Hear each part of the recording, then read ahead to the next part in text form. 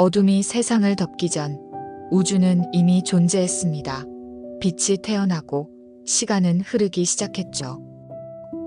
수십억 년 동안 별들은 태어나고 사라졌습니다. 그리고 그 먼지 속에서 우리는 만들어졌습니다. 우리는 별의 조각으로 태어나 다시 별을 바라보는 존재가 되었습니다. 광활한 우주의 한 점, 그러나 그 점 위에서 사랑하고 노래하고 꿈꾸는 인간. 우리가 사는 이 푸른 행성은 그 모든 별의 기억을 품고 있습니다. 하늘을 올려다볼 때마다 우리는 본능적으로 그 기억을 떠올립니다.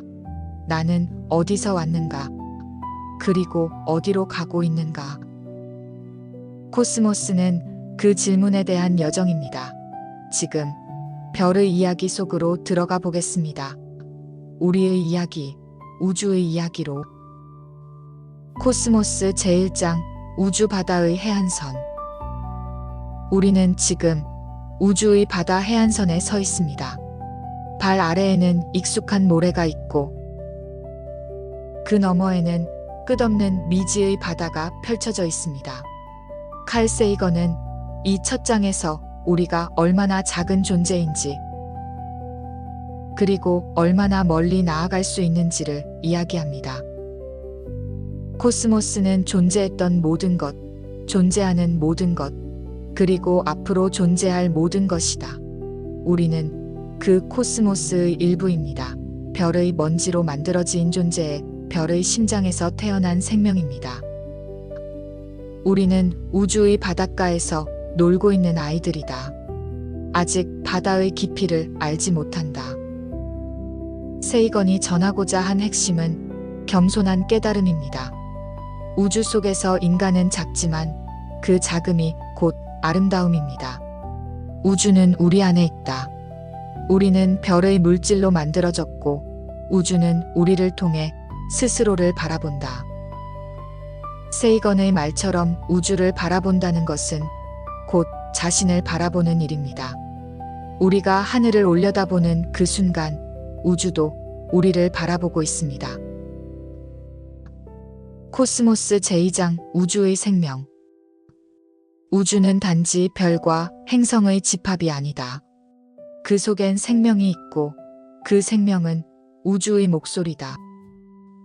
이전 장에서 세이건은 우주의 해안선에 서 있는 인간을 그렸다.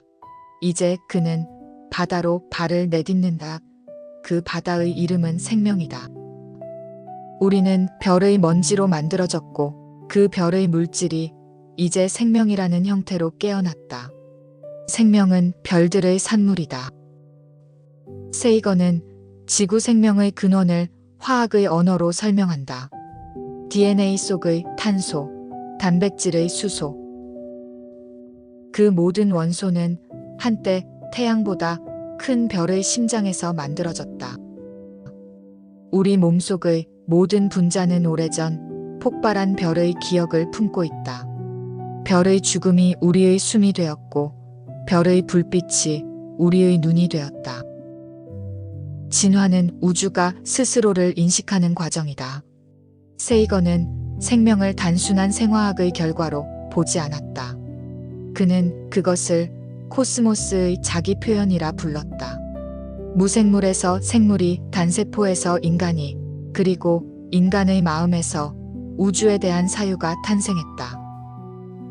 우주는 눈을 통해 별을 보고 두뇌를 통해 자신을 이해한다. 즉, 우리가 하늘을 올려다보는 그 순간 우주는 우리를 통해 자신을 보고 있는 것이다. 별빛을 바라보는 우리의 눈 속에서 우주는 스스로의 존재를 깨닫는다. 세이건은 생명의 다양성이 결국 하나의 기원을 공유한다는 사실을 강조한다. 모든 생명은 같은 DNA의 언어로 쓰여 있다. 모든 생명은 하나의 친족이다.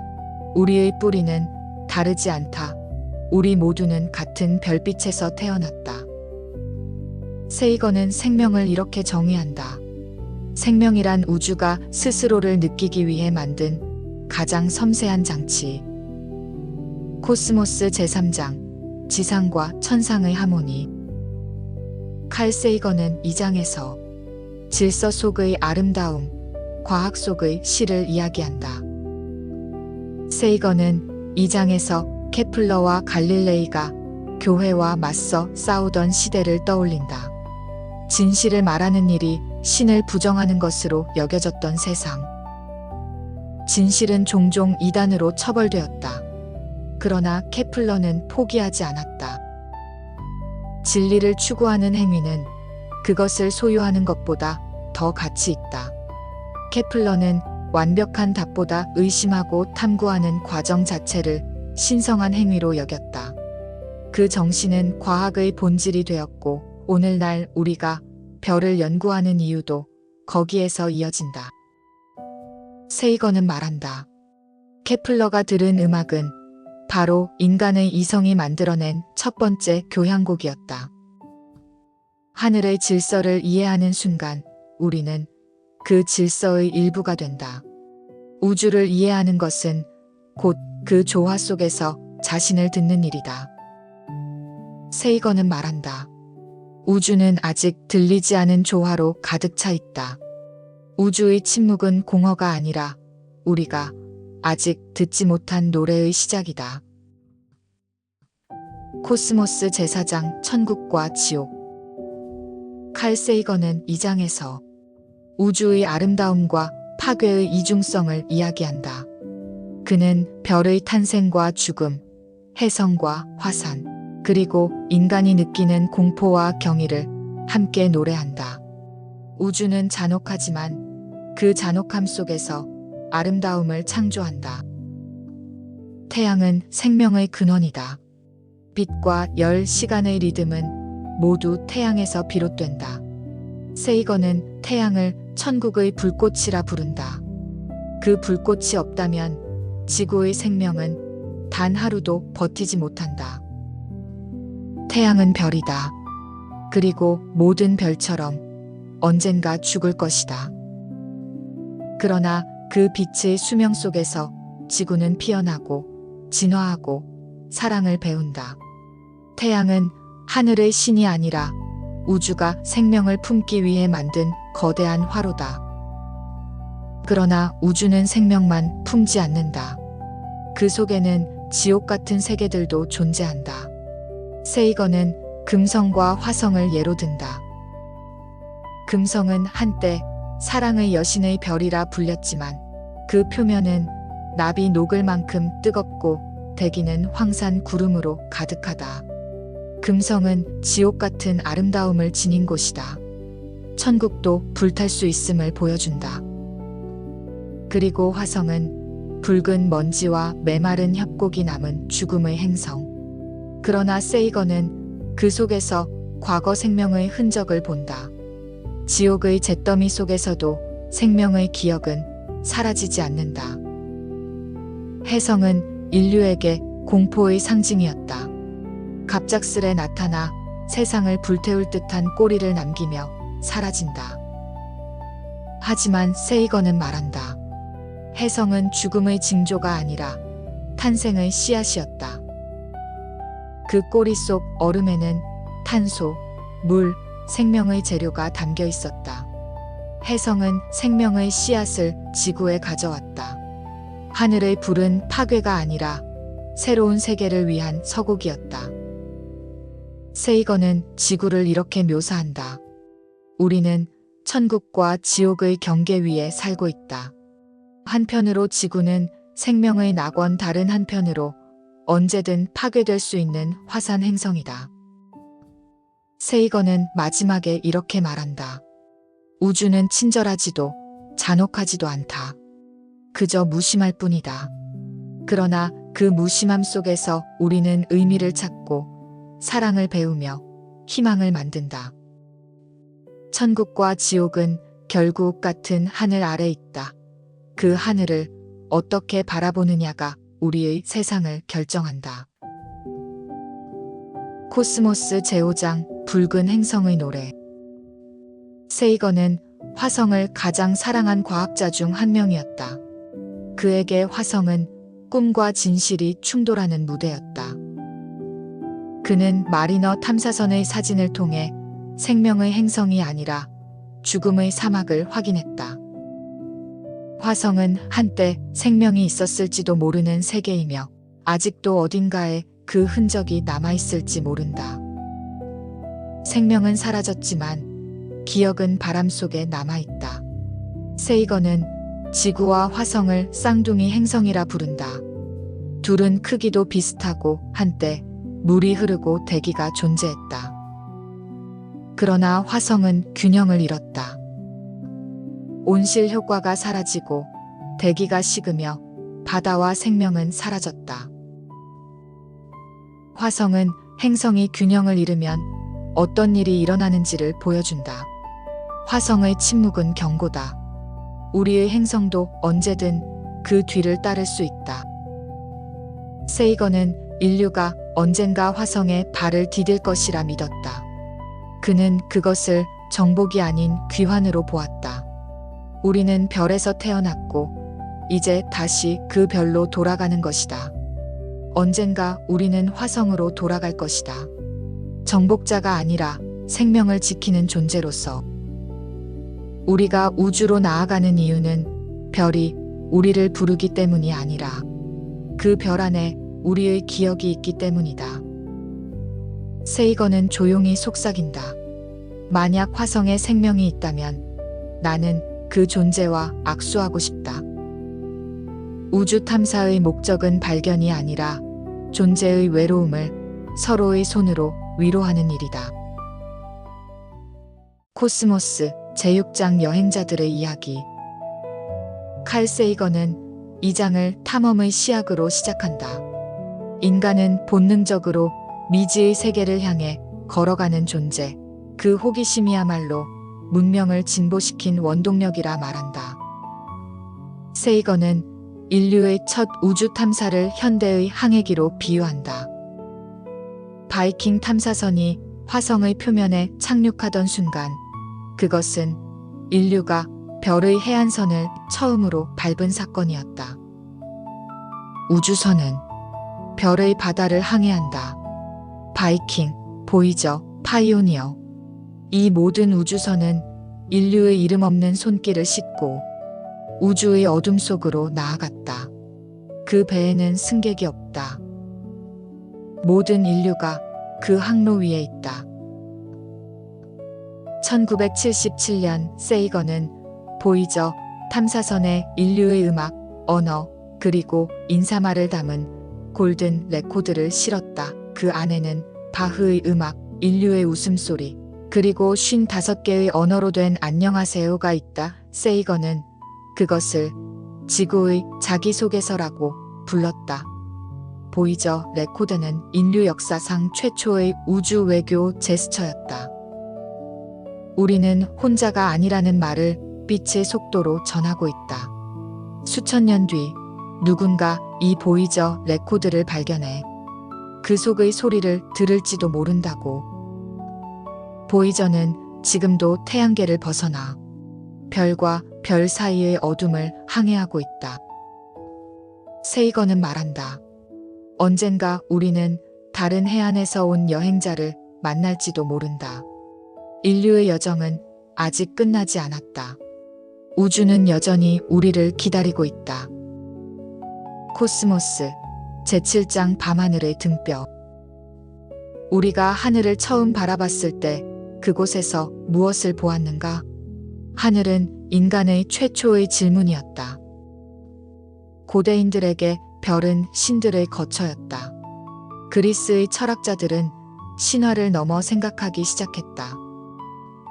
탈레스는 모든 것은 물로 이루어졌다고 말했고, 데모크리토스는 세상은 원자로 이루어져 있다고 주장했다.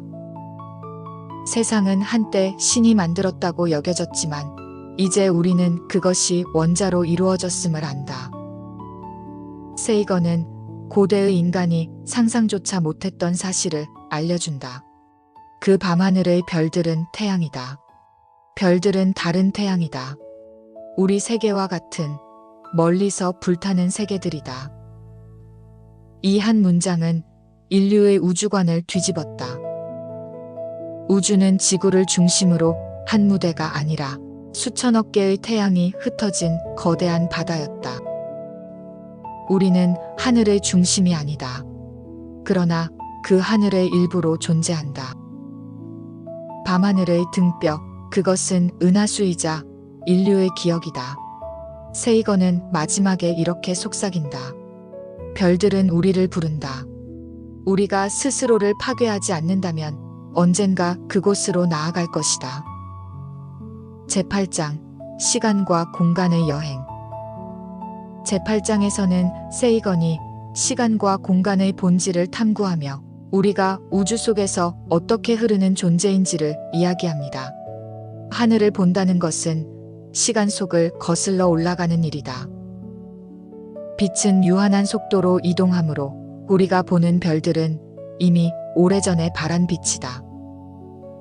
세이건은 이렇게 말한다. 우리는 공간을 바라볼 때 동시에 시간도 거슬러 올라간다. 우리가 밤하늘을 보면 우리는 과거의 우주를 목격하고 있는 셈이다. 별빛 하나하나는 과거의 속삭임이다. 실제로 별들은 조금씩 움직이며 위치가 변한다. 수백 년, 수천 년 뒤에는 지금의 북두칠성도 전혀 다른 모습일 것이다.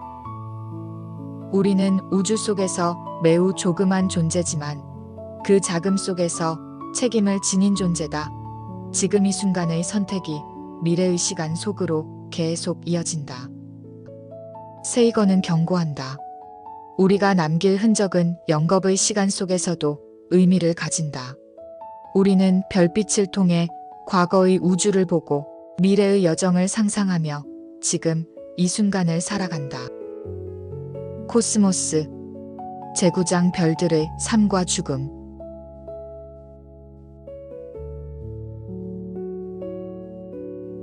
칼 세이건은 이 장에서 우주의 순환, 별의 일생을 통해 생명과 죽음의 의미를 말한다. 별은 태어나 사라지지만 그 빛은 여전히 우리 안에 산다. 별은 처음부터 존재하지 않았다. 먼지와 가스, 우주의 잔해가 중력에 이끌려 모이고 서서히 불타오르기 시작할 때 비로소 별이 태어난다. 세이건은 이 장면을 이렇게 표현한다. 별은 가스와 먼지의 혼돈 속에서 태어나며 중력과 시간이 그 조각가이다. 혼돈 속에서 빛이 태어나고 그 빛은 우주를 질서로 바꾼다. 별은 수백억 년 동안 내부의 핵융합으로 자신을 지탱한다. 중력은 별을 무너뜨리려 하고 핵의 불꽃은 밖으로 밀어내려 한다. 이 완벽한 균형 속에서 별은 삶을 유지한다. 세이건은 그것을 우주의 가장 위대한 예술이라 부른다. 시간이 지나면 별의 연료는 고갈된다. 작은 별은 천천히 식어가며 백색 외성이 되고 거대한 별은 초신성으로 폭발한다. 별의 죽음은 끝이 아니라 새로운 세계의 시작이다. 초신성의 폭발 속에서 철, 산소, 금, 심지어 우리의 몸을 이루는 원자들이 태어난다. 우리의 혈액 속 철은 오래전 폭발한 별의 심장에서 왔다. 세이건은 우주의 아름다움을 이렇게 정의한다. 우리는 별의 물질로 별을 바라보는 존재라고 더불어 이렇게 마무리한다. 별의 생명은 곧 모든 존재의 생명이다. 코스모스 제10장 영원의 가장자리. 코스모스는 폭발하듯 존재하기 시작했다. 138억 년 전 상상할 수 없는 밀도와 에너지 속에서 우주는 한 점으로부터 빛과 시간을 내뿜었다. 그 순간 공간이 생겼고 시간이 흐르기 시작했다. 그 폭발의 잔향은 지금도 하늘 곳곳에 미세한 전파로 남아있다. 그것이 바로 우주의 배경 복사이며 빅뱅의 숨결이 아직 식지 않은 증거다.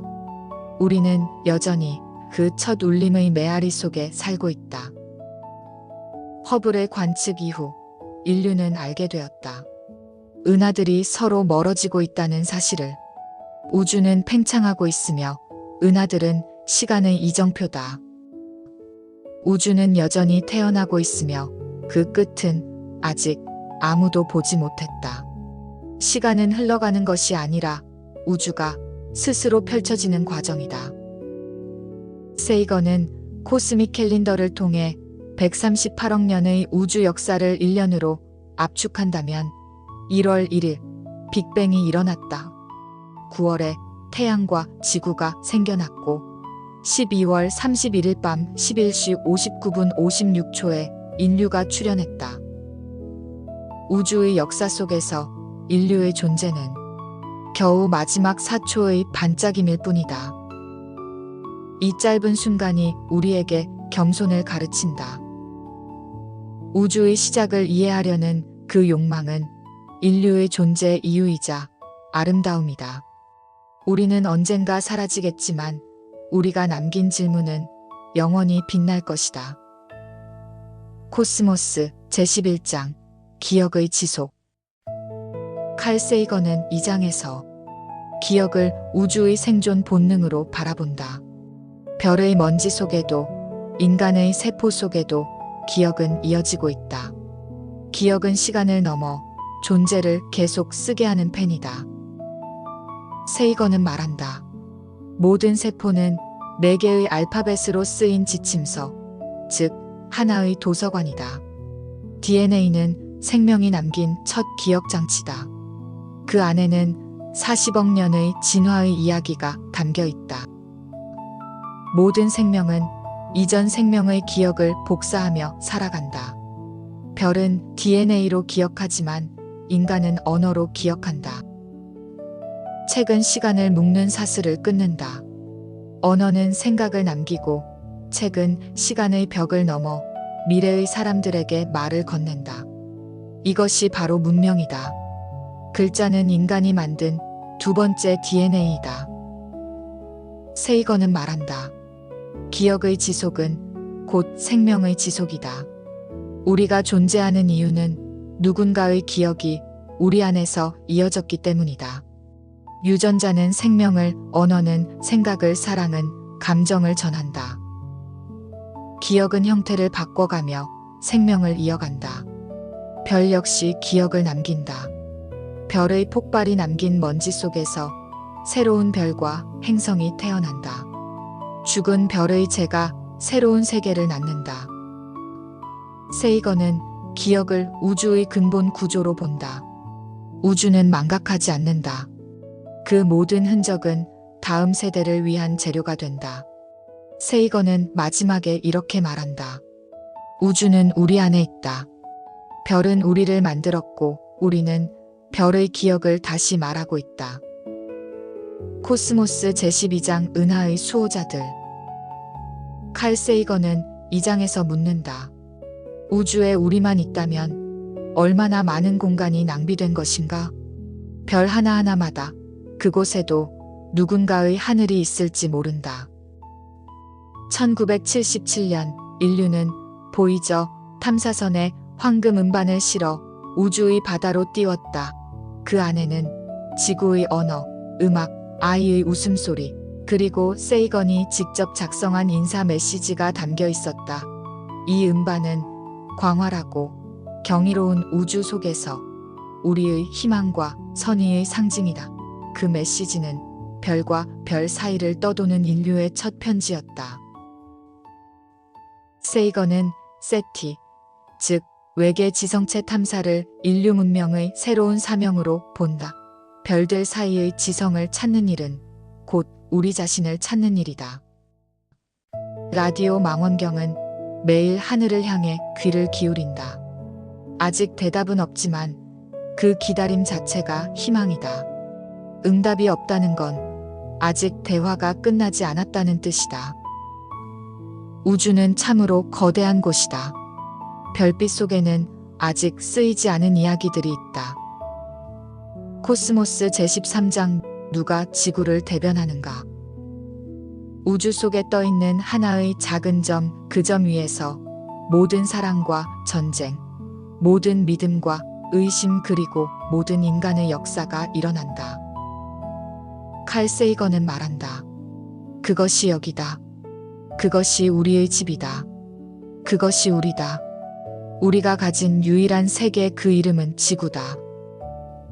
보이저 1호가 태양계 끝에서 찍은 한 장의 사진, 그 속에서 지구는 먼지보다도 작은 희미한 푸른 점이었다. 지구는 광대한 우주 무대 위의 아주 작은 무대다. 세이건은 이 장면을 보며 말했다. 이 작은 점 위에서 인간은 서로를 죽이고 신을 향해 기도하며 자신을 우주의 중심이라 믿는다. 그러나 그 어떤 왕국도 그 어떤 영웅도 이 점의 크기를 벗어난 적은 없었다.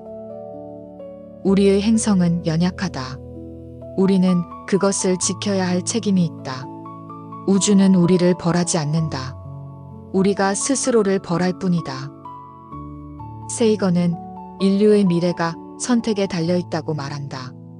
우리는 서로를 미워하며 사라질 수도 있고 혹은 지구를 지키며 우주의 한 목소리가 될 수도 있다. 우리의 운명은 별들이 정하지 않는다. 우리 스스로가 결정한다. 세이건에게 과학은 신을 부정하는 것이 아니라 경의와 사랑을 확장하는 길이었다. 별을 탐구하는 일은 사랑을 배우는 일이다. 세이건의 마지막 메시지는 단 하나였다. 우리의 한계와 실수에도 불구하고 인류는 위대해질 수 있는 존재다. 우주는 우리에게 생명을 주었다. 이제 우리는 그 생명을 아름답게 증명해야 한다. 끝으로 코스모스는 과학의 언어로 쓰인 인문학이며 지식의 책이자 사랑과 책임의 책이다. 그것은 우주의 이야기가 아니라 우주가 인간을 통해 말하는 이야기이다. 칼 세이건의 코스모스는 과학의 논리를 서정으로 승화시킨다. 그의 문장은 과학자가 쓴 시이며 논리 속에 감정이 흐른다. 그는 과학으로 말했지만 그 말의 끝에는 언제나 인간에 대한 깊은 연민이 있었다.